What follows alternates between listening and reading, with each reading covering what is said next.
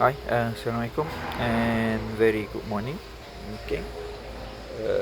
Alright, so malam ni ada NFP news. So based on semalam punya pergerakan, okay, kalau kita tengok semalam punya pergerakan, market macam nak naik, lepas tu dia turun balik. Okay, so Alhamdulillah kita berjaya juga. Abel berjaya bagi signal yang pertama dekat area sini, tak salah saya dalam pukul 5.30 macam tu lah pada ni. Okay, so price pada masa ni berada di atas MACD. Okay, this one masa ni.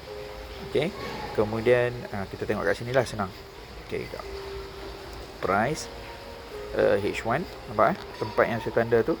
Okay, price dah berada 2 jam dah berada di atas MACD. Sekali ada satu setup C di mana ada momentum buy di sini, betul? Okay, so entry dan Alhamdulillah sampai TP. Okay, so kenapa dia jatuh balik? Okay, so kita tengok pertama. Okay, kalau kita tengok kenaikan ni semalam tidak ada momentum di M15. Itu petanda yang pertama. Yang kedua, bukanlah engulfing ni, tak ada. Nampak tak ada support di sini?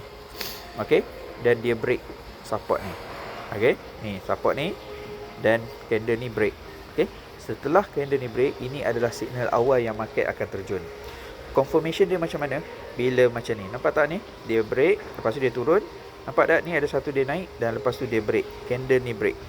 Bila candle ni break, ini menandakan yang kenaikan dah tak ada pada H1 dan dia akan membuat penerjunan.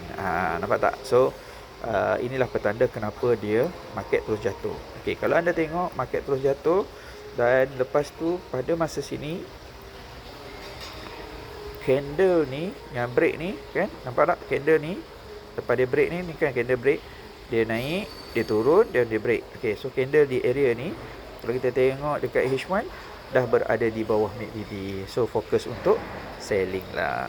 Okey, so semalam memang tak sempat untuk nak sell, tetapi itulah pergerakan dia semalam di sini. Okey, so kita berada di sini lah sekarang ni. So sekarang price berlega-lega dan bermain-main di bawah MACD di H1. Nampak? Okey, so macam mana kita nak tahu yang dia naik? Pertama pastikan dia break dulu structure di sini, resistance di sini. Dia break, kemudian dia turun balik, dia naik, dia break, dan pada masa tu di H1 price berada di atas MACD dan dan MACD is pointing up, baru kita cari buy. Cuma hari ni sebabkan ada NFP, saya sedang jangkakan yang dia akan market akan consolidate, akan sideways sedikit sebelum news pada malam ni lah. So kalau mereka yang nak trade silakan, kalau yang tak nak just perhati the market cukup. Okay, so good luck. Assalamualaikum warahmatullahi wabarakatuh.